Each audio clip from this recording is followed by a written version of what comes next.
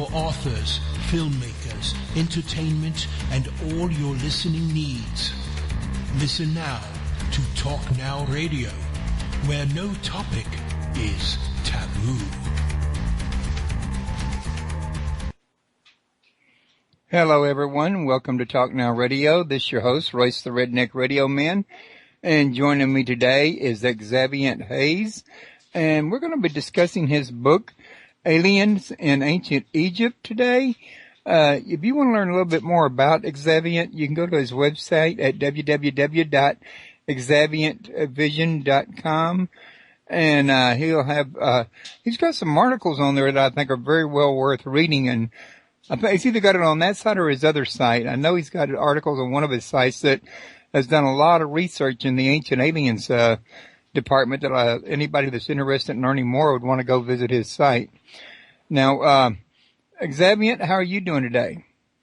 I'm pretty good. I'm in South Beach, and the weather is wonderful. It was kind of cold yesterday, but now it's about 75 and beautiful out, sun out. And the blog, my blog is where I have a bunch of writings on different topics. If you go to xavianthaze.blogspot.com, Xaviant Vision is my online metaphysical library, so both worth checking out for if you're curious and you're a seeker. You will find some good information in both of those sites. I must have gotten the two interchanged somehow. Yeah, that's okay. Well, I've been to both of them, so I guess that's how you can do it when you don't go back to them in a while. Right, it happens. Okay. Also, folks, before I forget, let me remind you, especially you listeners at YouTube and Daily Motion, that I now have my own phone app for Android. For anybody who wants to download it, you can come straight to my webpage, and right smack underneath the chat room, there's a big old button or logo, whatever you want to call it, with says Get Our App, and install that on your Android phone, and you'll be able to listen to the show live while you're traveling down the road through your telephone. Would love to have y'all listen in that way, and of course, naturally, it'd be even better if y'all can come listen in at the website and join the chat room from time to time, so we can get a little fellowship going around here. Xaviant, about your book, Aliens in Ancient Egypt, I've actually taken the time to read this here book. I found it to be a very fascinating read, but one of the first things I want to know about this is what exactly led you into, this particular area to write about? I've always been interested in ancient Egypt. So, as a teenager, I watched the show In Search Of with Leonard Nimoy, and that pretty much solidified my interest in these sort of topics. So, I'd always been interested in when I saw the Sphinx and the pyramids, and so it's kind of slow studying. I just kind of on my own would always kind of go back to reading the Book of the Dead or some of the old scrolls and learning about the mythologies. And I just had always a lifelong fascination. So this book is like a culmination of, 15 years of personal research, right? Just kind of always checking back into it. And it kind of really started, it really got going with Dr. Carmen Bolter's Pyramid Code documentary series. Once I saw this, I knew right away this is it added the extra fuel I needed for the fire. And I was able to get a hold of Dr. Carmen Bolter, and we were supposed to do the book together. And the publisher, I don't know if you're familiar with Chris Dunn's work, The Lost Technologies of Ancient Egypt. You read that one? No, I haven't read his book, but I have had him on my show. Okay, well, he kind of points out from the engineering standpoint of how, some of the megalithic structures in Egypt look like saw markings or laser cut markings in them. Yeah, me and him were discussing those when he was on my show that time, because he was telling me something to the effect of, I believe, if I remember correctly, this has been more than a year back, that electricity had to be used in this design? Well, I mean, something had to generate the force to be able to, one, cut these stones. I mean, these granite stones, this is impossible to do, especially if you're doing with copper chisels and whatever crap they lie to you about. So yeah, and then, he also goes into the whole pyramid Giza field. The pyramids were machines and stuff like that, which I think they were. But yeah, so, looking at these laser cut markings, it was really, really intriguing to me. And the publisher, but when we took it to the publisher, they obviously they wanted the alien question. They wanted like the ultimate book on the alien presence in ancient Egypt, which was great for me because, in my opinion, that's the last real thing that's been covered. So I was all for it. And Carmen, she realized, okay, there's something we could talk about because it was to have her credentials with the book, right? That was going to be the big thing. And then we got Graham Hancock right before it. So we got the big deal with the publishing company, and everything's going to be good. And I'm writing away, and then Carmen's son dies, and her father dies, and she loses her gig as a professor at Calgary, and they won't let her speak anymore. So all this crazy stuff started happening, right? And CIA started getting, erasing people's emails. It was weird phone calls. But eventually she backed out of the project and kind of left me twisted in the wind. And I had to pay back more money than I even received to retain the rights, It was just a nightmare. So, and then, Graham Hancock kind of, once I did it, I finished it, and I got it sold to Intertraditions. Thankfully, a great publisher. I'm so happy to do it. I mean, they did a fantastic job with the book. I mean, there's over 300 pictures, and it looks amazing. I'm so happy. But, Graham Hancock, right, once we're kind of buddy-buddy, and I was thinking he was going to, at least give an endorsement, or hopefully he'd write the forward. Like, that's the whole thing I was hoping, because he was going to do it initially. But then when the project dissolved, it was just kind of me and him, and when he read what I turned in, it kind of scared him, I guess, and he was like, well, this goes against what I've been talking about. I was like, well, whatever, man, it's a new day. You want to still be relevant. You don't have to agree with it, just say something. So he refused to write the forward, and then he didn't give me an endorsement, which he could have just said a little line or something, right? Could have been cool, but then he was like, well, I'll make you the author of the month on my website when the book comes out. So I'm like, cool, that's fine. Thank you. Well, when the day came, he was nowhere to be found. He hasn't returned my messages, and so I really heard from him. And I'm like, well, it's been out for a while, and this guy hasn't even written me back. So I kind of said something on his Facebook feed, right? Because there's like a cult of Graham Hancock. Everybody just kind of kisses his ass, right? So I kind of said something. Then he responded, right? And I'm like, whatever, dude. These people, man, they're old school. He basically has been writing novels and no one's buying. So the publisher pressured him into like writing a sequel to Fingerprints. So yeah, I wanted to interview Graham Hancock and Robert Bauval both on my show, but contacting these two is like not happening. They don't make themselves easily accessible on the web. They're not, and they're just, and to be honest, dude, Bauval had it out with him earlier, before Graham Hancock, and I'm like, dude, you've been writing the same book for like 10, 15 years. It's just not interesting anymore, man. And they're just they're just like egomaniacs. They're douchebags, honestly. Because I've dealt with these people, and so the books are mostly rehash. The rehashing. That's what I told Graham. I was like, dude, you're rehashing your old stuff, man. Like, you have to go somewhere different with it. And these guys I used to admire them. Like, they're a big reason of why I am who I am, because when I was a teenager, I was reading all this stuff, and I was influenced to like write and do this stuff myself, right?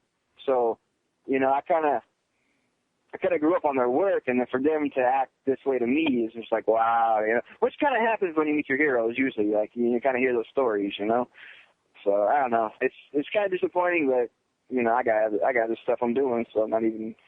I'm not even worried about it. Like, I'm not the crazy alien guy. This is one book that's, I've been basically building my whole life to do it, and I did it, and I'm promoting it, and it's great. I'm thrilled for it. It's amazing, and, but I'm all about the next one and the next one, Right. Well, I noticed that in your book, you appropriately enough start with Zep Tepi, the very beginning. Exactly. The Golden Age, Zep Tepi. And, I thought that was a very excellent place to start because that was the time when gods were said to walk with man, or should we say E.T. was known to walk with man? Exactly. The problem, when I talk with people, I talk to people all the time about things, and especially these sort of subjects, and a lot of the questions they have, especially if they're starting to get into it, and because a lot of people are indoctrinated with the religion, Christianity and stuff like this, and it's kind of it's harder to kind of break free from that and to be able to explore new stuff. So a lot of the times I have to explain to people is that, it's okay to believe in God. There is a God, of course, but what's not correct is our misinterpretation of God. See, that's the problem. We got to learn to separate the misinterpretation of God from what actually God is, And once you be able to do that, then you're fine. Then you can go, you go down the rabbit hole and you have no problems at all, And right. So Zep Tepi, represents the golden age, and there's been many golden ages. There's, and many different species and different forms of aliens that are, because the Earth is billions of years old, it's super old. And to go back, but when the Egyptians clearly talk about Zep Tepi, and they clearly state on the Palermo stone, okay, and on the keys list right now, if I was going to go to Egypt, go to college and be Egyptologist and spend a bunch of money to get an Egyptology degree, the same list that I have to get the degree from is from the King's List, the Menethio King's List, right? But on that same list, what they don't teach you is actually older. It goes way back before, the pre-dynastic pharaohs, the sky gods pharaohs, way back. But they don't teach you this. They only teach you, we'll start here and don't worry about the other stuff, So how crazy is that?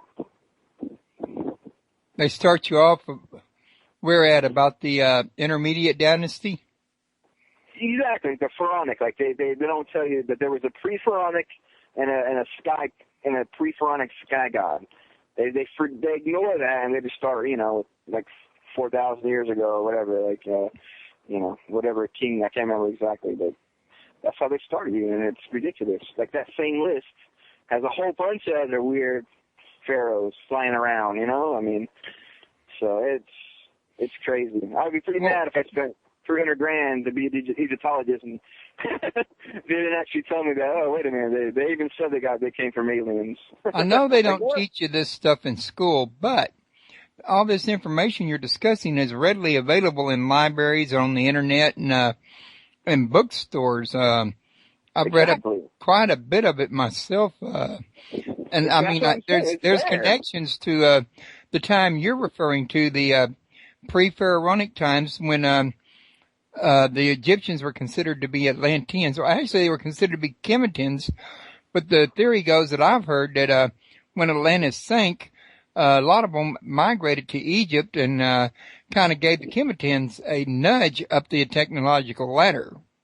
Which would make sense because they claim that Thoth, Thoth, Thoth, was responsible for giving them a lot of their knowledge. And, the early forms, the early writings of him, he wasn't a god. He was actually a man, and he was most likely from Atlantean-type civilization. Because it explains that, he came sort of from the west out of nowhere, and so it's definitely there. I mean, for them, basically everything they teach us is just lies, and I think the problem is they've been lying so long, and now they're kind of figuring out, well, hell, we're really going to have to rewrite everything, so let's just keep lying. Well, I think a lot of it is way back then, before we had all the information we do now. They drew a picture for everybody and put it in school books based on old partial information, and now if they go back and change it, they look like a bunch of idiots.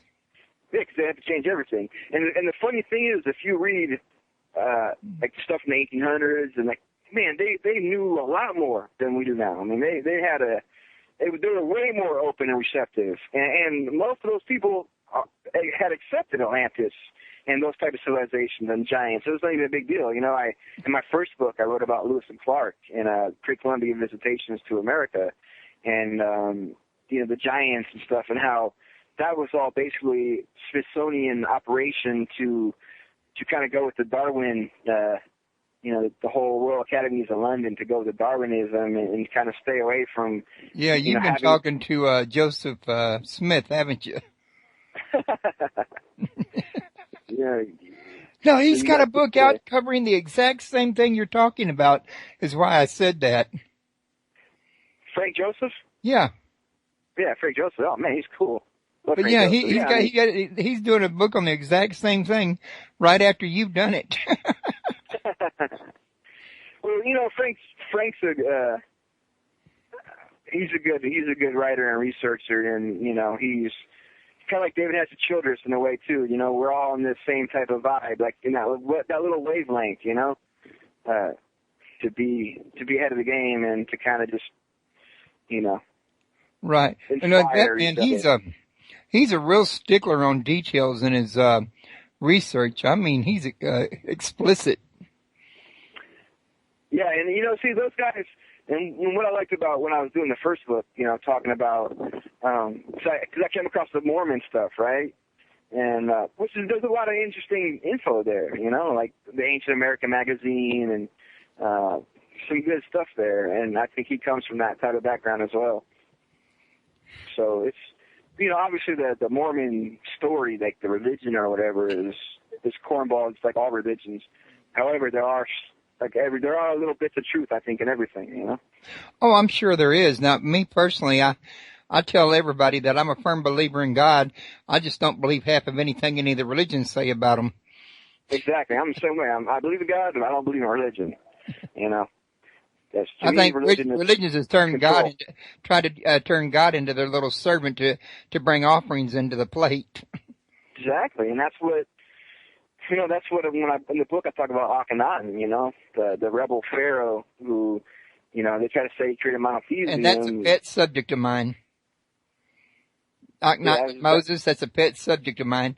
And I was going to get around to that. But before we do, I also wanted you to talk a little bit about the pyramids of the Band of Peace, because that one there, that stuck out to me when I read that in your book, because, I mean, all the history books, they never mention these pyramids or their relevance, either one. Yeah, they seem to miss that, and that's, you know, there's more than, the thing is, it's just not the Giza Plateau, it's a pyramid field, and there's a whole area, that whole area is like a massive complex. And there are other pyramids that, you know, weren't either destroyed or weren't finished, or, you know, half of the top's blown off and you can only see the bottom. And this all has to do with this area in Giza, which had to have been some sort of energy field or some machine working. I mean, this doesn't make sense. You have water, which was pumped into there, right? So there's water that was all in there. There's different types of stone, you know, like granite, black granite, red granite, quartz, there's crystals. All these sort of things had to have worked together and to create some sort of energy field or some sort of machine, you know. I think some people have other theories, but I think, you know, it was some sort of machine to keep consciousness elevated. You know, because obviously whoever built this understood the cyclical nature of the universe, you know, dark ages, silver ages, gold ages, and, you know, and when the dark ages were going on, I think it was important to keep mankind still elevated and creative during these times. Plus, more importantly, I think that field, that Giza Pyramid field, as long as the landmass is situated as it is, I think there's always been the pyramids or some sort of field there as like a homing device, you know, that can be seen from space. That way other alien cultures and people traveling had, you know, somewhere to recognize and somewhere to go and was communicated. And I think that's always been a base. Like on there, because it makes sense, right? To me, like Earth is Disneyland to aliens, you know. So it makes sense that if you're traveling to this planet, you would need some sort of guiding, like an airport, like a guiding signal to let you know where to go, and I think that's exactly what the Giza Plateau was. It very well could have been. I mean, God knows it's big enough for it. Yeah, it's massive and it's ancient. And it's so ancient that, it's before, whatever's there in this current state was there before the flood. So, is that 8,000, 12,000, 15, 30,000? Who knows? But, the evidence is all over the pyramids themselves. There's like seashells and stuff encrusted within it. When Charles Piazza Smith and the early explorers in the 1800s first kind of made their way into the pyramid, they wrote about all the salt, that was all over the place. It's definitely at least that old. Well, the interesting thing you mentioned is seashell, because you're out in the middle of a desert. Yeah, exactly. In the middle of a freaking desert. Why? And we know that it was a tropical area at one point in time, for many reasons. And plus, even more, like, just because it's tropical doesn't mean you're going to get seashells up in the top walls of the pyramids. I mean, what's up with that, right? Well, seashell is associated with salt water, not fresh water. If it was tropical, it was probably more fresh water than salt. Exactly. That's what I'm saying. Like, it's not, where would that come from? Now, they had to import that at least from the Mediterranean somewhere, you would think. Right, and it's crazy, man. And that's not even talking about the massive megalithic statues and stones and, the unfinished obelisk.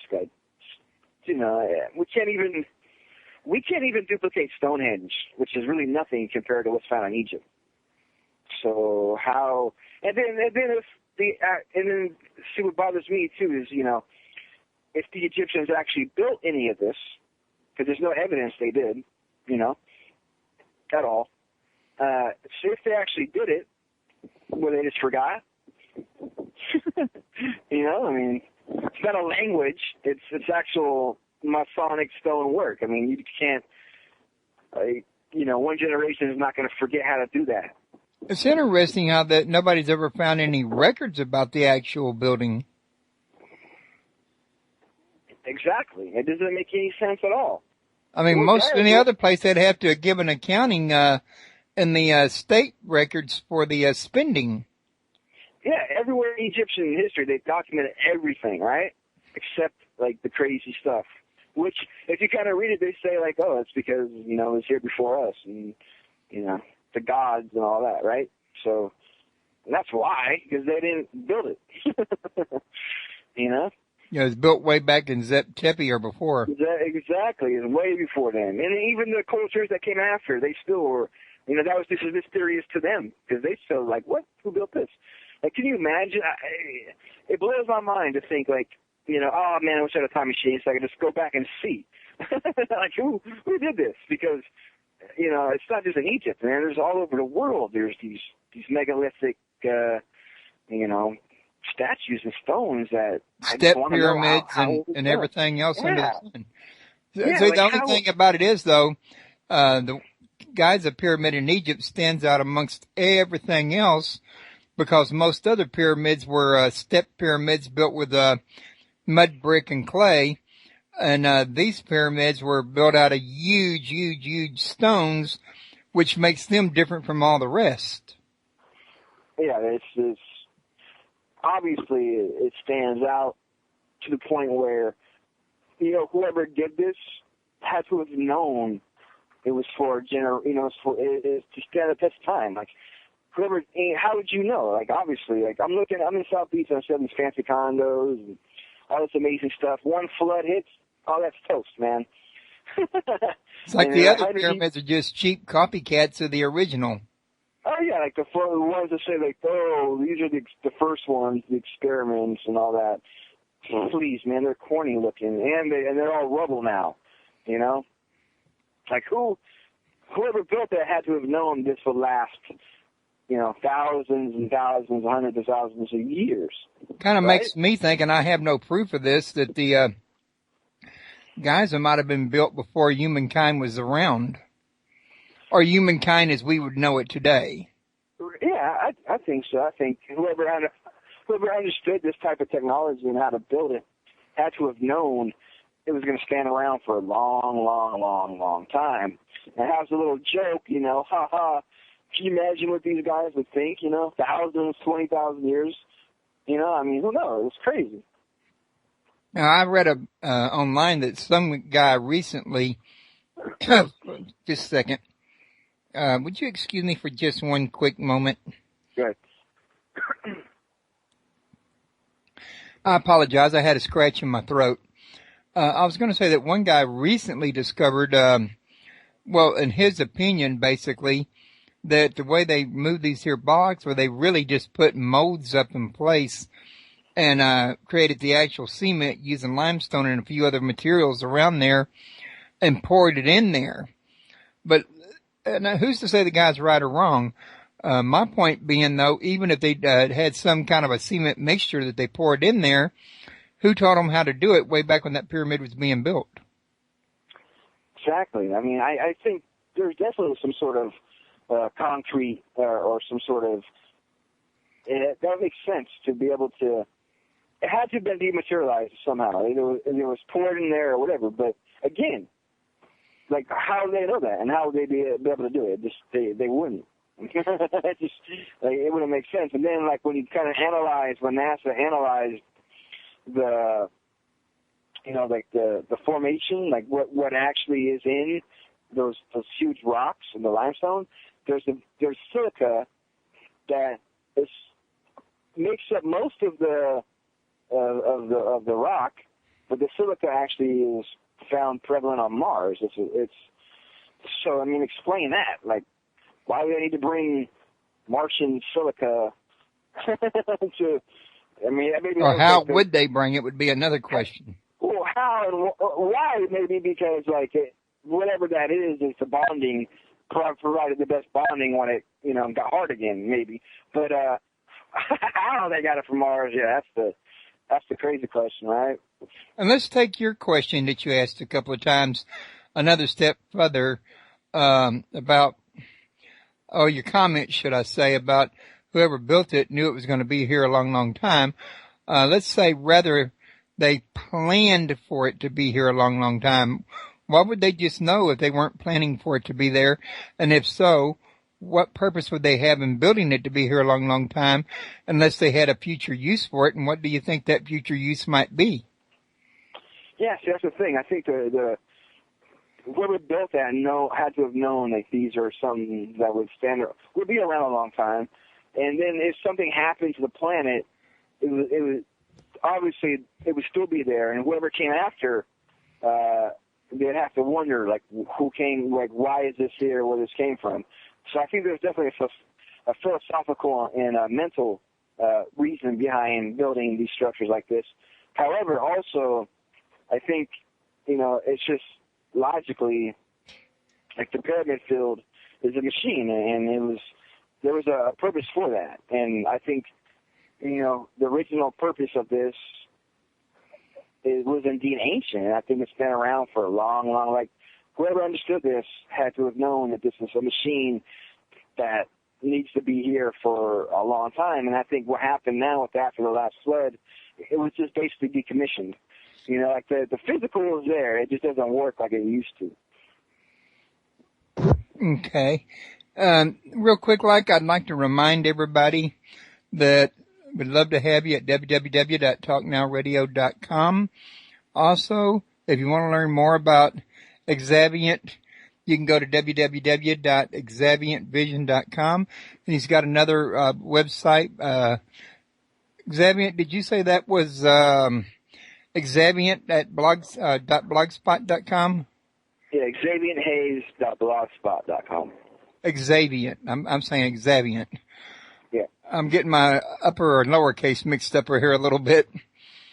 Okay. At any rate, don't forget, you can listen to my show on your Androids now by clicking on the logo underneath the chat room that says Get Our App. I will be working on getting one for iPhone, but I'm finding that a little bit more difficult. In the meantime,